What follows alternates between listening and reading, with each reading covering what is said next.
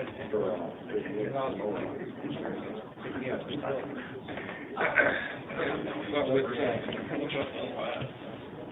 can make corrections in class as long as you get your angle. Correct.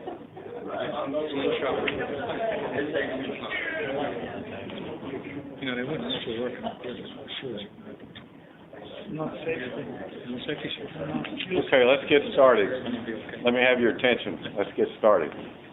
Welcome to the University of Tennessee Nuclear Engineering Department Colloquium Program.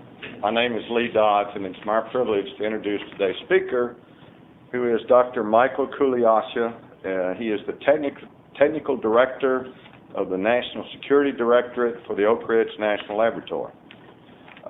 Mike received his BS degree in math in '74 and MS in nuclear engineering from the University of New Mexico in 1976 and a PhD in nuclear engineering from University of New Mexico in 1980. He joined the Oak Ridge National Laboratory and has been there his entire career. He rose and became a division director. In fact, at one point he was my boss way up the line before I retired from Oak Ridge. He was the director of the Computational Physics and Engineering Division. Mike also is one of the very important members of the advisory board for our department.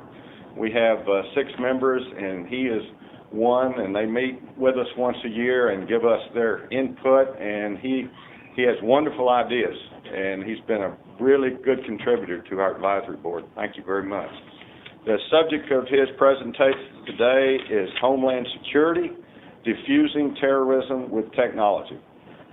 Please welcome Michael Kuliasha.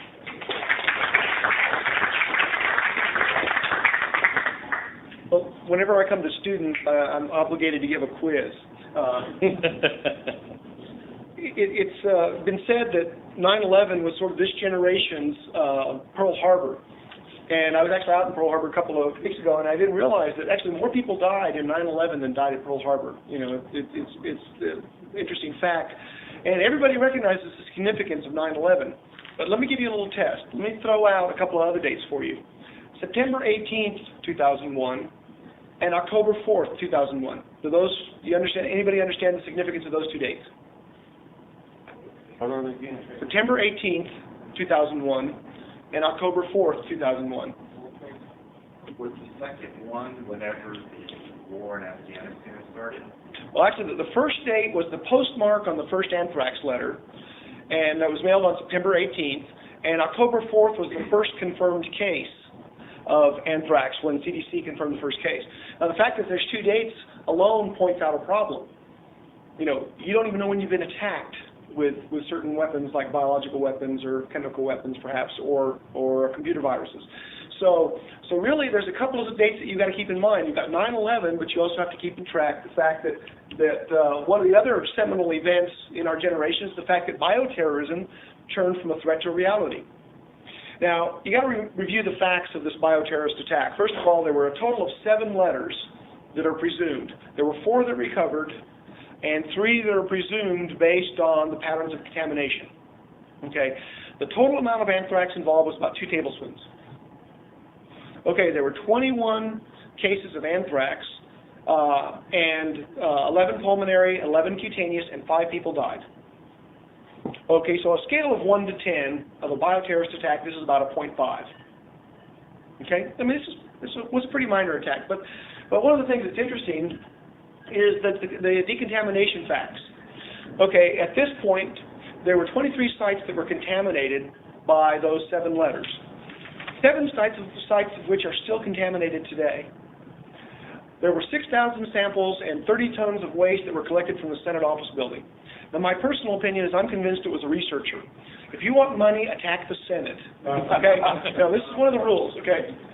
There's been $500 million, $500 million spent on decontamination so far. $150 million spent on the Brentwood Postal Facility alone, which is closed. EPA currently estimates that if everything goes right now, we'll get out for $3.6 million. Okay, 2 tablespoons. Okay, Anthrax attacks are particularly interesting because they really point out one of the fundamental problems of terrorism. The problem is a very little terrorist money can elicit a huge response.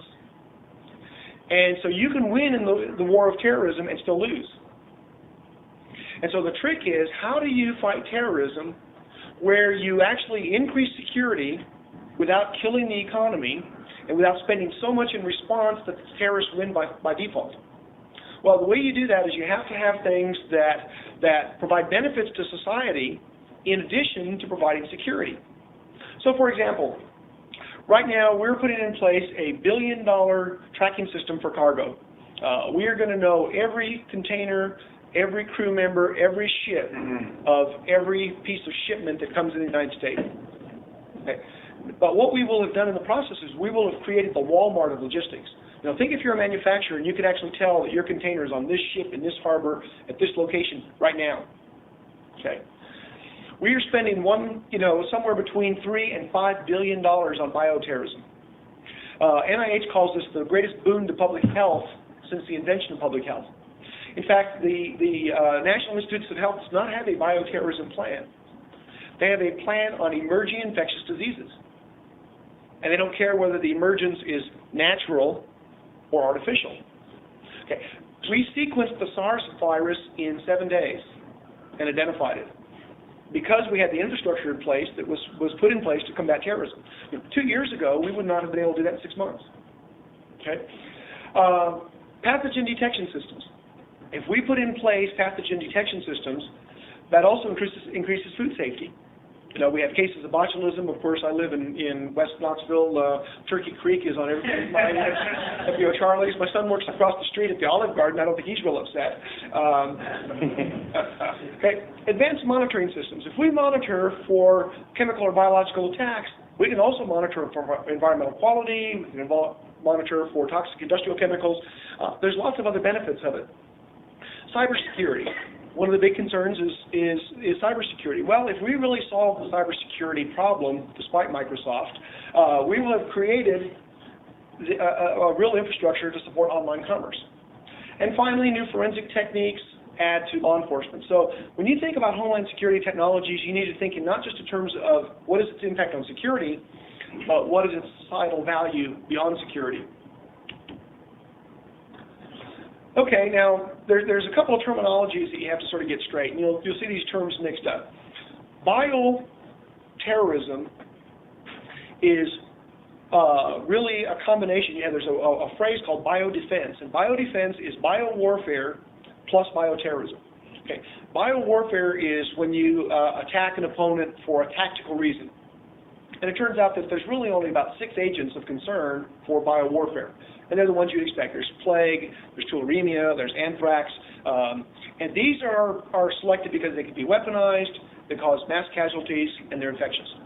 Okay. Of all the things that we could have been attacked with, anthrax was probably the least important because it's not infectious. You don't get it from being spread around. Now, the problem is bioterrorism is much harder to protect against than biowarfare, because in bioterrorism, you don't have to kill people. You just have to terrorize them. The impact on the economy was not the fact that we lost 3,000 lives on 9/11. It was the fact that the stock market was shut down for 4 days, the fact that you destroyed the Verizon Communications Center, the fact that the undersea cables for all the fiber optic lines happened to terminate in the building next to the World Trade Center. That's what cost the billions and billions of dollars. Okay. The problem is that the population in the civilian population is much more diverse. By and large, the military are young, healthy people, and the bioterrorist events really attack people that are really more at risk. Interesting statistic at the bottom, I didn't realize this till earlier this year, we actually have more people that die in the United States of flu than die of AIDS. The reason is the population of people over 80 in the United States has doubled since 1973. And the elderly and the young are the at-risk population. And civilian attacks will be sudden and unexpected. So we really, bioterrorism is a huge issue for the country. Now, we do have a national strategy for Homeland Security. It's not always readily apparent when you watch the Annex of Government. It was actually published in July 2003. And it really outlines a series of responses to terrorism. The first area that they address is intelligence and warning. The second is border and transportation security. The third is domestic counterterrorism. This is the traditional law enforcement role. Protecting critical infrastructure and key assets. Defending against catastrophic events. And then finally, emergency preparedness and response. If you go through the whole plan, it really boils down to three things: protection, prevention, response. And those are the three elements that the strategy is really built around. Okay, now one of the problems that I see with Homeland Security is where we are today is very similar to where we were in quality assurance 20 years ago. The average company thought they could inspect in quality at the end. They would have an industrial process in place, and then they try to have inspectors to catch all the non-conforming products and throw them out. And all the people that were in quality assurance tell you that's not the way you do it. The inspection starts up front. You got to inspect the suppliers. You got to make sure that the tools meet your quality standards. You got to make sure that the training meets your quality standards. It's a process. And Homeland Security is like that. It is a process. It starts with information.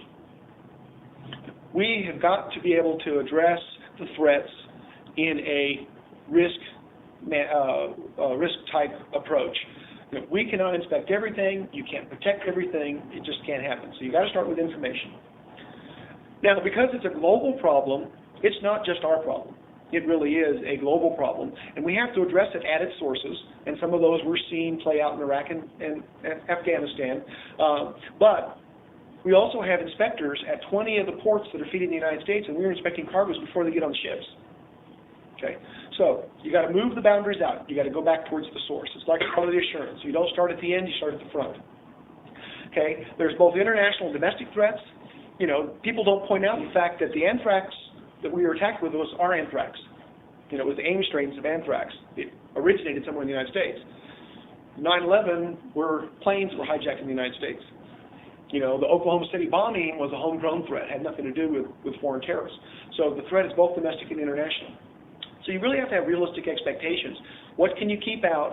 There's no point in spending more money to keep something out than it is to get it domestically. An attack anywhere is an attack everywhere. If they blow up an embassy in Somalia, we will respond in the United States. We will change our tactics, we will change our operations, we will change our infrastructure. So attack anywhere is an attack everywhere. Now, just to highlight the fact of how important intelligence and information is, you can just look at some statistics from Commerce. People say, why aren't we inspecting 100% of the packages? You may have seen the big debate that just went on in Congress. They wanted to inspect all the cargo that went into the holes under passenger airplanes. Okay, and there was a big debate between the Senate and the House over whether they ought to start doing that inspection. Okay, can we inspect every container? Let's just look at some of the facts. Right now, there are 730 million people that travel on commercial airplanes in the United States, and that produces 700 million pieces of luggage that have to be inspected every year. There are 500 million people that cross the border, of which 330 million are non-citizens. Okay, we have 11.2 million trucks and 2.2 million rail cars that enter the U.S. each year. There are 7,500 flagships that dock in 361 ports. There are 200 million containers that are floating around the world in commerce, and 6.8 million of them land in the U.S. every year. Okay, is it realistic to inspect every one of those potential threats? Okay, if you look at the funding profile within the federal government, you'll see that about 90% of the funds are devoted to bioterrorism. And I sort of scratched my head about that. Of course, being as a nuclear engineer, I wasn't thinking we were getting our fair share. We're not a threat. Come on. Well, I started thinking about that, and I got it down to a couple of facts. One is it requires a lot of infrastructure. You don't enrich uranium in your kitchen. It's really hard to build a centrifuge plant without somebody noticing. So it takes a lot of infrastructure, and chemical weapons are the same sort of thing. People talk about chemical weapons, and they talk about the experience of Iraq bombing the Iranians in the Iraq-Iranian War. What they failed to mention is the Iraqis dropped 10,000 shells and bombs on the Iranians. This was not a casual amount of chemical weapons. I mean, they dropped 10,000 shells and bombs on the Iranians. Okay, so it takes quite a bit of volume. Also, bioterrorism infrastructure can be hidden in conventional health infrastructure. Is this a pharmaceutical plant, or is this a bioterrorist production plant? You know, that's one of the big issues in Iraq, is what was civilian use and what was weapon use. So if you just look at it in terms of consequences, there was actually a study that was completed by OTA in 1993, I believe, and they compared different quantities of materials. If you look at the atomic bomb that was dropped over Hiroshima or Nagasaki, about a 20 kiloton device, weighed about 1,000 kilograms, caused about 80,000 deaths. Okay, sarin nerve gas, 300 kilograms can produce about 200 deaths.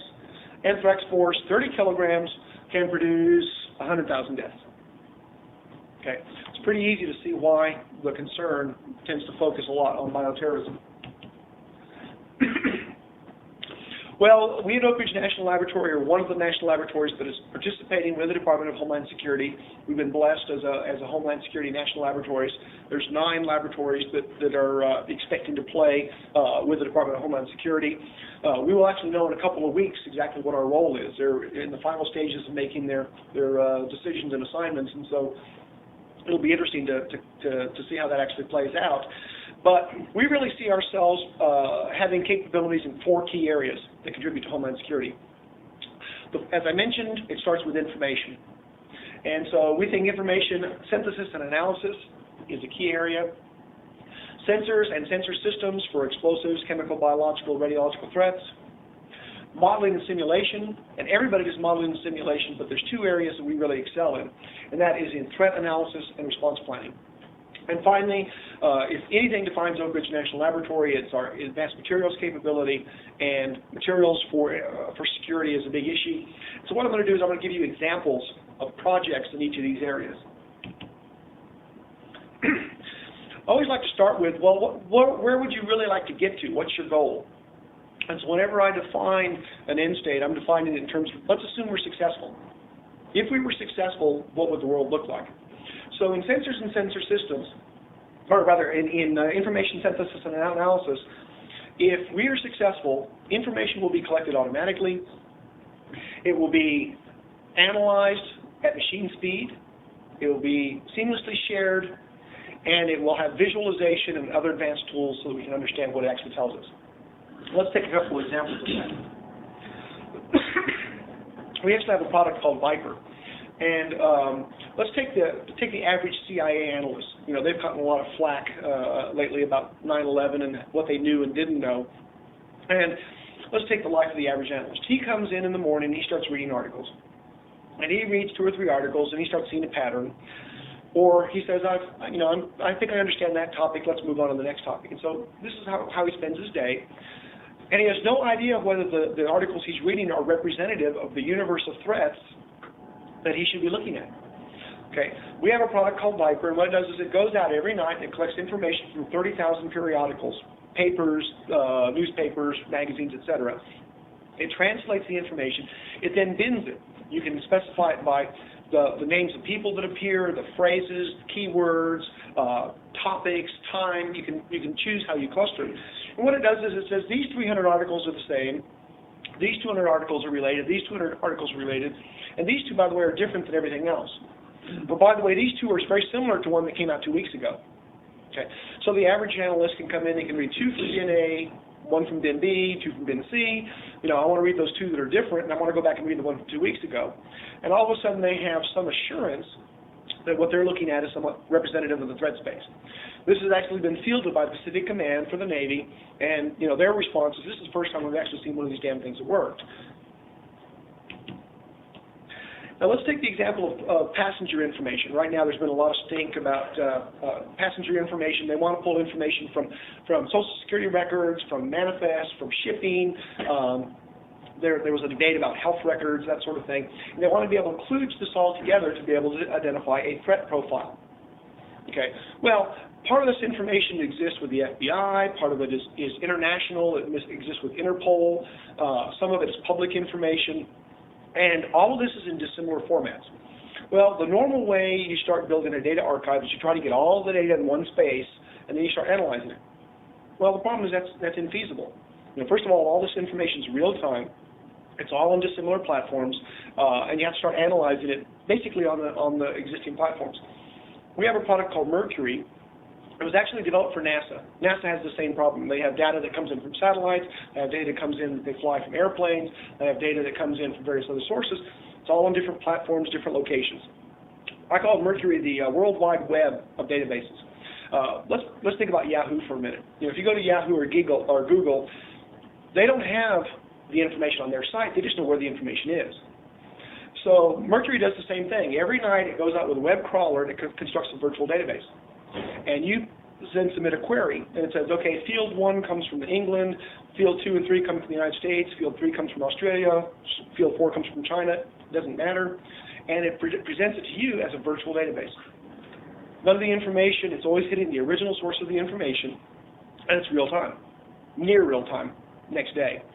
Well, you can see if you're in the security business, being able to go back to the original source of information in near real time has great value.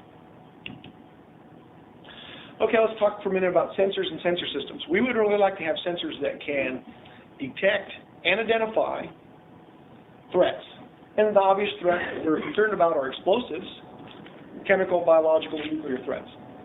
And don't underemphasize explosives. Statistics show that the next attack will be a truck bomb. I mean, if you look at all the attacks all over the world, 90% of them are truck bombs. Okay, we don't know where it's going to be.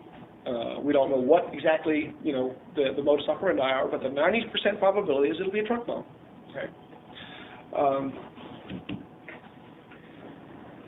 Well, one of the problems you get into, as I started my presentation, I mentioned there's 2 dates. With certain of these things, we don't even know we've been attacked. I always like this quote from Strategic Review that bullets, bombs, and missiles generally come with return addresses. The problem is biological attacks. We were attacked with a biological weapon. We didn't know it for 2 weeks. Okay. What if it had been an infectious disease?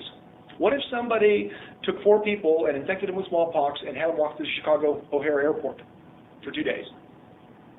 Okay. First symptoms show up 2 weeks later.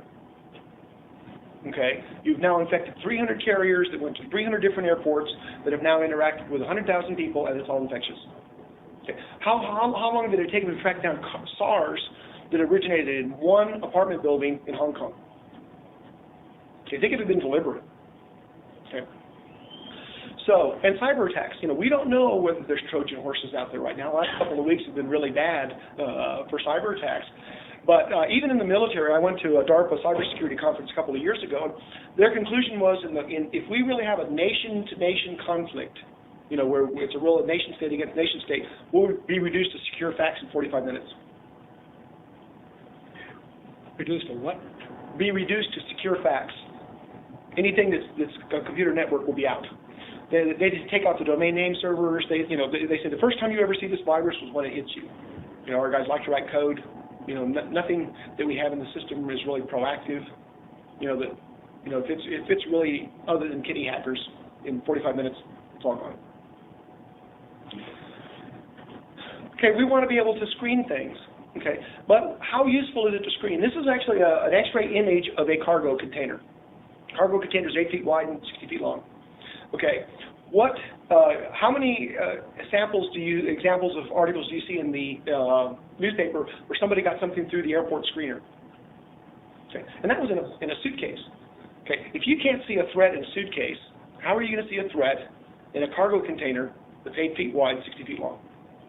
Okay, so X-rays are not the answer. They're part of the answer. Now, we know how to measure radiation. Okay, so we can scan a container for radiation, but it can shield materials. Okay, but if I see a lead pig in the middle of a container, I should be suspicious. Okay, so what you see is there's multiple technologies where you're going to combine radiation with visual with other things to be able to get the answer. Now, I always appreciated the old Mark Twain saying, "There's liars, damn liars, and statisticians." And lately, I've learned that there's liars, damn liars, and instrument builders.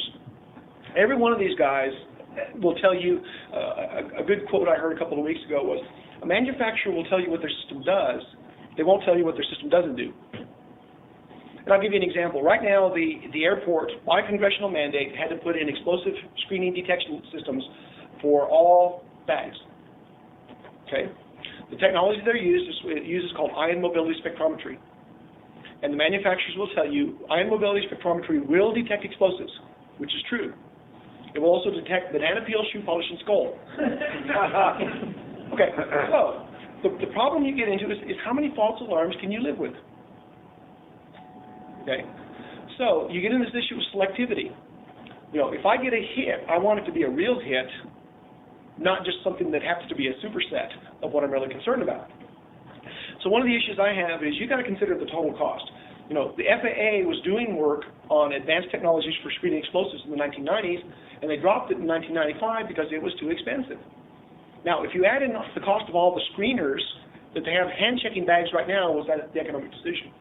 You know, the joke in Washington right now is that the TSA, Transportation Security Administration, really stands for thousands standing around. Okay, let's take an example of an advanced system right now. We've developed a system at Oak Ridge National Laboratory called the Boarding Pass Analyzer. Okay. The Boarding Pass Analyzer uses a tandem mass spec for analyzing for explosives. You know, tandem mass spec is sort of the gold standard for chemical identification. Now, this system costs about 3 times more than an IMS unit. Okay, so these typical IMS units about $60,000. This is going to cost you about a couple $100,000. May come down a little bit, but still a couple $100,000. Okay, but let's take 2 scenarios. Okay, we're trying to screen all the passengers for explosives. Turns out that nitroglycerin is a great explosive. By the way, it's also a heart medication. Okay, I get a hit for explosives. Now I go up to the guy and I say, "Freeze, sucker." He drops dead. He did have a heart problem after all. Or you can identify it and say, "You've tested positive for nitroglycerin. Do you have your prescription with you?" And you've cleared a false alarm. Okay. This particular unit will screen 1,000 boarding passes an hour. It takes less than 10 seconds to identify it. It tells you exactly what you got. It says it's RDX, it's TNT, it's nitroglycerin, and you basically screen out the false alarms. So the question is what is really the better technology? Okay. How much is it worth? We're basically trying to get this unit into an airport right now for testing. But the advantage is what we've done is we've built this into the front end of your boarding pass reader.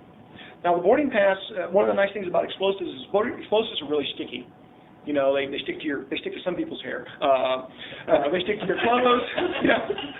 And they're hard to wash off. And the people in the drug business have been trying this for years. They've been trying to figure out how do you package cocaine so the drug dogs can't find it. Okay, so it's really hard to clean off. We actually had a news reporters in Nashville that were doing a study on this, and the lady came in and she shook Gary Van Berkel's hand, who's the PI for this. They were setting this up, and she says, "Well, let me put the clean boarding pass through." So she put the clean boarding pass through and tested positive for explosives. She says, "Well, I'm not clean." He says, "You shook my hand." Wow. I mean, these are parts per billion. So, the person cleaned it off. He put it in the latch. He touched the latch. He handed it to the person. The person touched the handle. These things are very, very sensitive. They're very easy to do. So what you do is you put this in the boarding pass analyzer, and what you do is as you check in every passenger, you just put in your electronic reader. And by the way, we also screened 100% of the people for explosives, for handling explosives at the airport with no increase in personnel. Take another example. After Iraq One, Desert Shield, Desert Storm, the Army had a chemical and biological detection system. However, it gave so many false alarms that they basically had to turn it off. And then when they started the oil well fires, it couldn't sense anything through the smoke from the oil well fires. Well, the problem with that is when they blew the ammunition dump in Iraq, full of chemical weapons, they had no idea. Okay. So right after Iraq, Desert Shield, Desert Storm, the Army came to us and said, we need a chemical and biological detector that is very sensitive, very selective. In other words, when you get a hit, it's a real hit. And by the way, it has to be able to operate in a real battlefield, out in the smoke, flares, oil well fires, etc. The Army's now spent $60 million at Oak Ridge National Laboratory doing this. This has been the largest work for others project for the last 3 years at the laboratory. We've developed a mass spec-based chemical and biological detection system. Does chemical agents in 30 seconds, biological agents in 4 minutes or less. And it tells you exactly what you have. It says it is VX. And it tells you exactly. Extremely low false alarm rate. It's been tested for chemical weapons at Dugway Proving Ground in Utah by the Army. It'll be tested for biological within the next 18 months. They've already let the pre-production contract for the first 34 units. It's a little known fact, the first vehicle across in the latest Iraqi war with an NBC vehicle. It was a Fox vehicle with an NBC unit. That was the first vehicle across the border from Kuwait. Another example is, let's take the truck stop. I drive by Watt Road every day, and I pass the truck stops on Watt Road. Let's say a typical spill. Something's leaking out of a semi. They call the hazmat team. Hazmat team has to suit up. They have to assume the worst. They take a sample. If they're lucky, a few hours later, they get analysis back that says, you know, it's acetylene, or it's acetone, or it's benzene, or whatever it is the chemical is. They have to assume the worst. Well, what you'd really like to do is you'd like to have on-site chemical identification. Well, we've developed a system called RAMIS. It's called Raman spectroscopy. Basically, it turns out that molecules have vibrational modes, and if you step a laser through multiple frequencies, you can actually pick up what those vibrational modes are. And this particular unit's handheld, battery-operated, comes with a 8-foot-long fiber optic. You can scoop up a sample in anything that transmits light. It could be a baggie, it could be a colored glass bottle, any kind of vial, and in 30 seconds it identifies the chemical. Okay. So now you know exactly how to neutralize it, you know what the threat is, you know how to deal with it.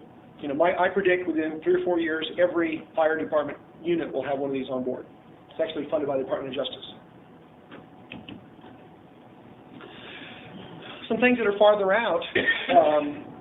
One of the issues, of course, is size and cost. What if we could take traditional chemical quality analytical techniques and make them, miniaturize them? Okay. You saw the boarding pass analyzer. It's about the size of a small copier. We actually have a fully functional mass spec unit. Here's a quarter that gives you mass spec resolution for identifying chemicals using mass spectrometry. We have a miniaturized ion mobility spectrometer. And you can actually take regular chemical analyses with reagents and that sort of thing, and you can burn them in silicon. And we have what's called lab on a chip. And these are actually being used in the drug industry right now. Let's say you've got a screen for 10,000 pharmaceuticals. You know, well, your choice is I can either wait 10,000 years and spend a year on each one, or I can put them all in parallel and do 10,000 at once with automation. And that's what they do. They actually have these chips that are made by Allergent under license to an Oak Ridge patent that screen these things, do 10,000 drugs in parallel. Okay, all based on standard laboratory techniques that are miniaturized. Now, I mentioned that bio is the hard nut to crack. You know, we know how to measure radiation, and we know how to pretty well measure chemical agents. The problem with biologicals is, let's take the example of anthrax. Okay. Anthrax, Bacillus anthracis, is a member of a very large class of bacteria. In fact, it's the largest, most prevalent class of bacteria. And the most frequent bacteria in the world is a bacteria called Bacillus globigi. Well, it turns out the only difference between Bacillus globigi and Bacillus anthracis happens to be the lethality factor and the edema factor, okay, which happen to be pretty important factors. Okay. The problem is if you're trying to test for anthrax, you have to have a test that is specific for anthrax that will screen out globigi. Okay. Turns out that's very hard to do. Okay. So the problem with biological, plus, you know, there are biologicals everywhere. You know, if you tested the soil out here a certain volume, you'd find anthrax spores. Okay. How much is too much? Okay. Well, we've developed a system called BioChip, where basically, if you have a way for screening for a particular biological agent, such as immunoassay, you know, you can develop like a pregnancy test kit for a specific agent. What this does is this actually reads it with a laser, uses laser fluorescence, and you can actually have multiple tests on the chip. You can actually make a chip that has a DNA snippet, an enzyme, plus a immunoassay, all for the same agent. And you say the DNA says it's anthrax, the immunoassay says it's anthrax. I have two independent tests, it's anthrax. You can build that all in the first chip in a handheld unit. Okay. We've done that. It's actually funded by NNSA, and it's about ready for testing. Microcantilevers are an excellent platform for sensors. Basically, a microcantilever is, let's do in silicon what we do for electronics. You essentially machine a little diving board in silicon. Okay. Now, the real trick of microcantilevers is you coat that diving board with something. In the case of anthrax, you might use an immunoassay. In the case of other agents, you might use a polymer. Turns out that there are certain polymers that are selected for chemical agents. And what happens is you then just flow your sample over those microcantilevers, and the molecules absorb on these little tiny diving boards. Well, what happens is that actually the diving board bends, which you can measure, or it also changes its vibrational frequency. You know, it has a natural frequency, and when you put molecules on it, it changes it. Turns out those are both very easy to sense. And so you can actually have a chip. Right now we're building chips with 16 or 20 diving boards on it, but you can build them with 10,000 diving boards.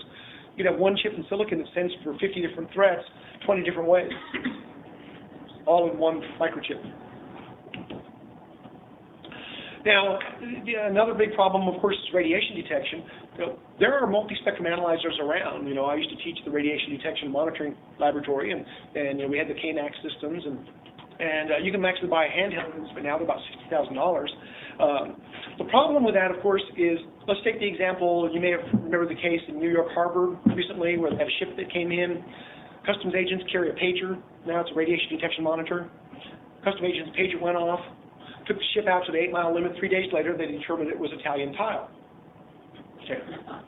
You know, the problem is there are 7,500 unmarked radioactive shipments per day in the U.S., plus all the marked ones.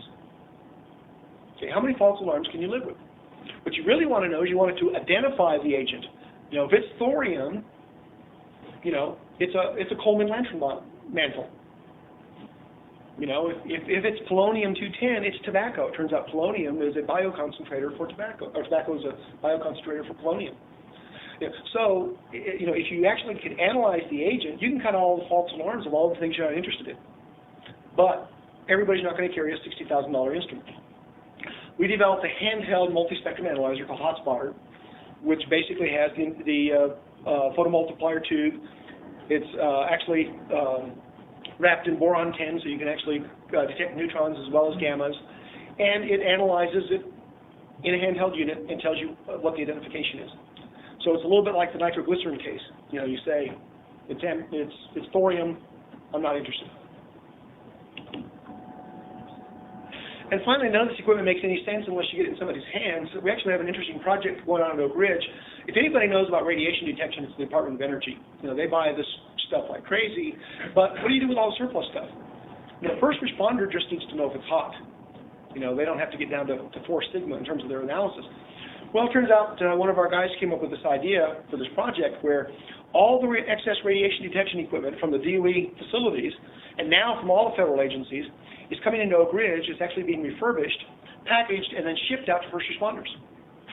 So, you know, a first responder in Philadelphia is probably using a surplus radiation unit from Lawrence Livermore that came through Oak Ridge. Okay, sensor systems. Let's assume we can sense. Okay, now what? We want to put these sensors out there and we need to kludge them together. We're developing a system called SensorNet, and the idea behind SensorNet is, why don't we use the cell tower infrastructure as the basis for the sensor system? Cell towers have some pluses. Turns out there's 30,000 of them in the U.S. I can see 2 off my back deck. It turns out that you put cell towers where people are, which happens to be where you want to protect.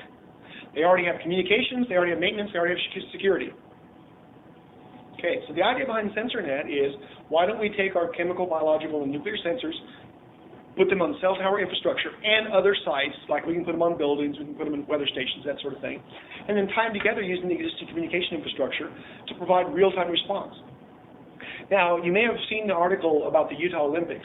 We actually were screening for biological agents at the Utah Olympics. There's a system called BASIS. It's done by Los Alamos and Lawrence Livermore. What you do with BASIS is you take filter boxes and you put them out around a venue. You collect them every 4 hours. You take the filters back to a trailer where you've got a big chemical lab. You run PCR, polymerase chain reaction, to identify the DNA of threat agents. And 24 hours later, you say, I've been slimed. I hate when that happens. Okay. The problem is 24 hours is too late to respond to an infectious agent. Okay. So the idea behind SensorNet is we cannot really do real-time biological detection yet, but we're close. CBMS can do it for the Army. We're within 2 or 3 years of being able to do real-time biological detection. So the idea behind SensorNet is, why don't we make a universal backbone, universal communications, universal database, and we can put whatever sensor you come up with, we want to be able to plug it in. We want to be able to send the information to first responders real time. Another issue is water safety. People are very scared about somebody going to the co-op, buying 2 truckloads of paraquat, going to the intake by the water plant and dumping it in. Okay, turns out it's actually so diluted that you're probably not going to kill a lot of people, but you can really completely take a water system out and you can scare people to death. Well, one of our guys that actually, Eli Greenbaum, as a corporate fellow, he invented a system. He actually the person who discovered one photon photosynthesis. He was sort of Mr. Photosynthesis. He was sitting there asking himself, I wonder how fast algae respond to chemical agents. Well, it turns out that algae respond in 10 seconds. They respond to the things that we respond to. They respond to blood agents, they respond to nerve agents. And so what he did is he built a system where what you do is you just sample the algae continuously at the water intake. If the rate of photosynthesis of the algae changes, you don't know what happened, but you know it was bad. Okay? So you shut down the water intakes, and then you do your analysis. What's nice about that is it gives you a real-time, a water sentinel. It just tells you something's wrong. You shut down the water intakes before the system is contaminated. Okay? We have this operating in the Clinch River right now, and we actually have a commercial partner who wants to take this to commercialization. Okay, now, an issue in tagging and tracking, for example. I mentioned that we're going to put in place this multi-billion-dollar system to track every cargo. 5 years from now, or maybe 10 years from now, I predict that when you leave Walmart, you will not go through the checkout. Okay, what you'll do is you'll drive your cart, through a portal, which will automatically ping everything in your cart, and they'll hand you your receipt. And when Walmart says when these RFID tags get down to 7 cents a piece, well, our first order will be 10 million. Okay, but right now the Army is tagging every lot of ammo that comes off the production line. They want to know which pallet it went into. They want to know what truck it was loaded onto. They want to know what airplane it was loaded onto. They want to know when it was unloaded. They want to know what unit it went to, and they want to know when it was fired. And they want that to all happen automatically. Okay. Well, it turns out there's like 20-some-odd vendors of RFID tags. Now, going back to my liars, damn liars, and statistician, that means there's 21 different liars. Who's telling you what their system will do, but they're not telling you what their system doesn't do. So we actually do all the testing for the Defense Logistic Agency on RFID tags. It actually says this is how it really works. You can put this one on the top of a barrel. You can't put it on the outside of a pallet because it interferes with the antenna. It's really 6 feet, not 30 feet.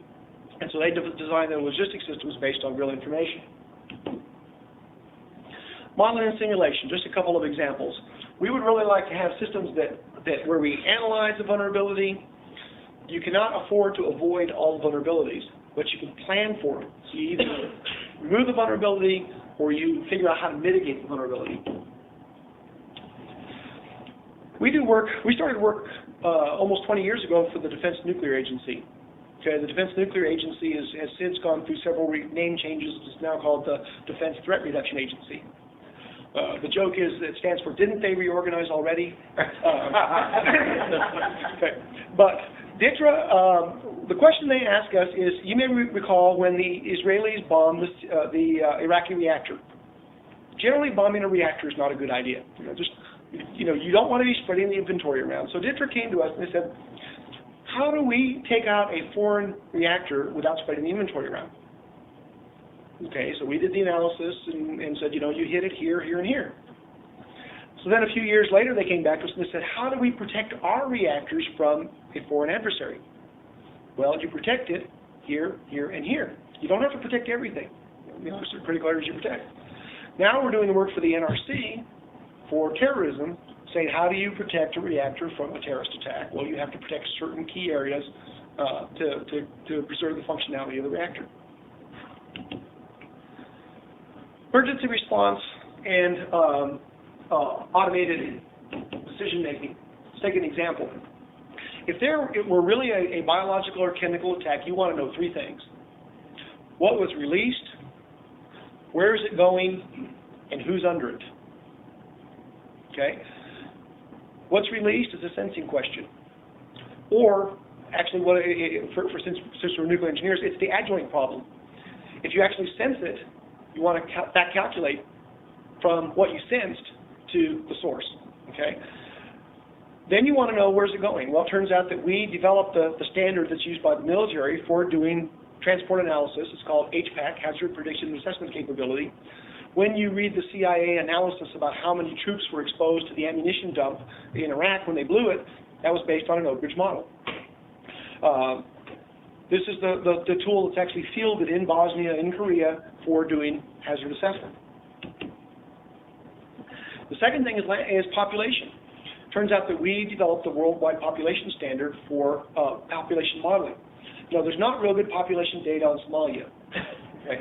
So what these guys came up with is they came up with a model technique where they take the land cover, proximity to roads, nighttime lights, and the topology to estimate the population distribution. They've done this for the whole world on a 1 kilometer basis. You can click on any 1 square kilometer of the world and have a population estimate. They validate it against the best data they have from each country. If you have country data, you know, they can do it by country. If you have county data, they can do it by county. We are now doing the United States on a 90-meter grid, and we're now doing daytime versus nighttime population. The populations of the World Trade Center is 0, except during the day when it's 10,000. Okay. Advanced materials, what you really like to have is materials that reduce vulnerability and protect critical infrastructure. Just a couple of examples. We know that at some point somebody's going to sneak a bomb onto an aircraft. Okay. If we're very good and have a layered defense, it's probably going to be pretty small. What if we could actually armor the baggage compartment so that a small bomb doesn't take down the airplane? Okay. The problem with aircraft is they're very weight sensitive and they're very cost sensitive. Okay. We're actually developing fibers. This particular fiber is a composite that uses a fiber called PBO. It weighs 1/4 pound a square foot, but it will stop a rifled shotgun slug point blank.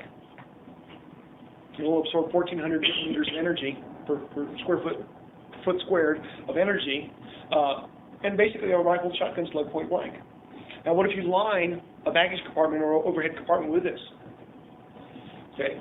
It may blow out the door, and the people sitting across the aisle aren't real happy, but it doesn't take the plane down. Okay. This work is being done by FAA, and they're actually testing it in baggage compartments. Another example is we have sky marshals on airplanes, and we're also very concerned about protective forces. Well, whenever there's a gunfight, it's not the police or the assailants that are killed; it's the bystanders. What was the article just last week that the Knoxville sheriff fired 28 rounds at the one guy and wounded him once in the arm? Okay. What if you had a bullet that didn't ricochet? Well, it turns out a number of years ago, the Army came to us and they wanted to get lead out, literally. It turns out that their lead bullets that they were using on their rifle ranges, it was costing them $64 a cubic foot to remediate a rifle range.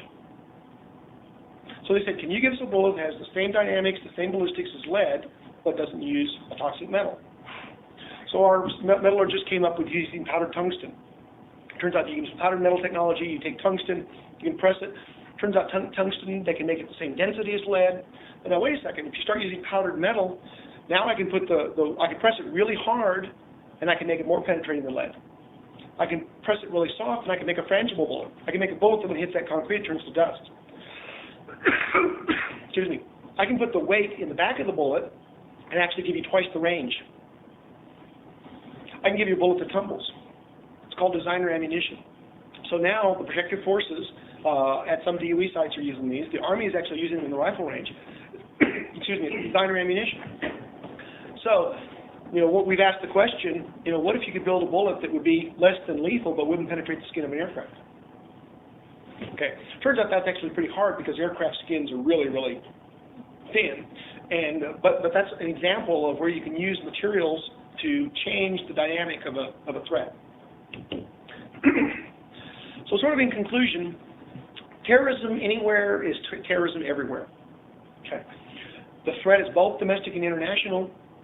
We must balance security with commerce. You don't want to lose while winning.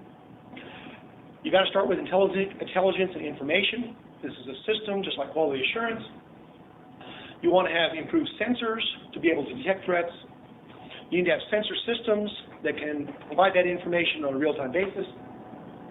You need to plan an attack, recognize that an attack will produce a response. You're going to have to prepare for that. And finally, we must assure that our economic security is not diminished while we're producing homeland security. think that is my presentation. Okay. We have time for questions and comments. Okay. I have a question about your cell tower technology. Yes. When you use a commercial cell tower, it has different standard. Security is a big issue there. Because commercial, they don't care about security. Okay, the question was about cell towers. You know, what is security? Well, how good is the security? And of course, if you start putting sensors on it, if I was a terrorist, the first thing I do is I try to take out the sensors, right? Of course, you got a couple of things. One is I got 30,000 towers, so I'm not dependent upon any one tower. They do have security. I mean, they already have intrusion detection. I mean, the cost of these telecommunication systems is expensive. I mean, they do have real-time monitoring. The question a terrorist would have to ask is, can I take out a sufficient number of assets that I can really change, or could really reduce the ability to respond? And that's your system design, is how do I do it so that they cannot reduce the ability to respond? We actually have nodes operating in Washington, D.C., and they don't use just cell tower infrastructure. They use 802.11 wireless, they use cell tower, they also use satellite. So if somebody takes out the cell tower communication, they go by satellite. You build in redundancy. Other questions or comments? Well, you mentioned information analysis that deals with mining lots of data, different forms of data. Right. The Mercury system, right. Data mining and visualization are a very rich area. Viper intelligent agents is just one way of doing that. There's another, visualization is another way of doing clustering. We actually have a project right now to merge intelligent agents and visualization. For doing that, there's lots of different data mining techniques that are being pursued. I have a question. You've given us a lot of good information about the status of our R&D in protecting against terrorism. Really good, lots of new things that I didn't know about, and there could be one or more terrorists out there watching this webcast learning all this information from your presentation. Are we shooting ourselves in the foot by sharing this information in a context like we've done today? Well, it's an interesting debate, and that debate is actually really centered in the biological community. There's been a couple of articles, for example, there are some researchers that synthesize polio. Well, gee, if you realize that you can actually synthesize an agent from scratch, I mean, it's huge. There's another publication that came out where they've actually, through genetic engineering, they actually created a virus that was immune to all the known treatments and published it. Okay. There's a big debate. The American Microbiological Society, a guy named Ron Atlas is the president of that. They've had this huge debate. What do you publish? What do you not publish? Well, there's some people that say, well, if you make everything secret, the problem is the research slows down and you never solve the problem to solve the threat. If you make it too public, then there's always a way to attack the threat before you actually have the robust system. So it's somewhere in between. There's a lot of classified information, that we don't talk about. The trick is knowing that we have a sensor system probably doesn't give you enough to give you an advantage. If you don't know what's sensing, where is it, what frequency, what's my response. Okay. So I think the challenge is, how do you produce enough information that science advances without producing so much that you create a hole? Okay. No. All right, one more question. Ted? Is there any effort to separate, the internet from the military's network and the power grid's network? There was no reason in my mind to put them together to begin with. If they hadn't been on the same network, you wouldn't have these threats from terrorism, that would threaten bringing down the power grid, bringing down the military so we can't communicate as easily. I mean, you could still attack them, but you couldn't just log on to any computer in the world and have that kind of access. Is there any effort to separate those back out? There already are multiple networks. I mean, the government secure network is not connected to the internet, but the point is that it's still connected in some places. And, the terrorists would not come into the government classified network through the internet. They'd come in through some other vulnerability. Unfortunately, everybody knows what those vulnerabilities are. The SCADA systems, for example, in transmission distribution, that's a big issue. The reason they were done was cost. You know, if you're a utility company, you wanted to take advantage of the existing communication infrastructure. SensorNet, to some extent, I would call it the secure internet. You know, the idea behind SensorNet is it would be used for high-value, high-redundancy applications where security is a prime. Internet 3, you know, there was the Next Generation Internet project that was proposed, and the government's still working on this. If you look at the evolution of the Internet from ARPANET, where it started, the Internet, what they did is the prime directive was, how do we make this the most user-friendly possible? And it was only recently then they said, how do we make it secure? The philosophy behind the third generation Internet is, let's start with a secure Internet, and by the way, let's make it as user-friendly as possible, consistent with security. And the problem is you don't do it with IP. You know, it's probably not going to be done with the same kind of Internet protocol that we use today. Okay. I do see a few new faces in the audience, which is not unusual for our Wednesday afternoon colloquium.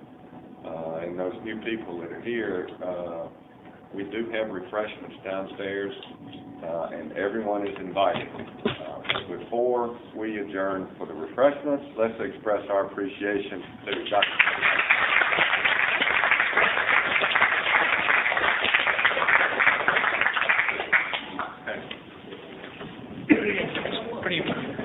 I have a question.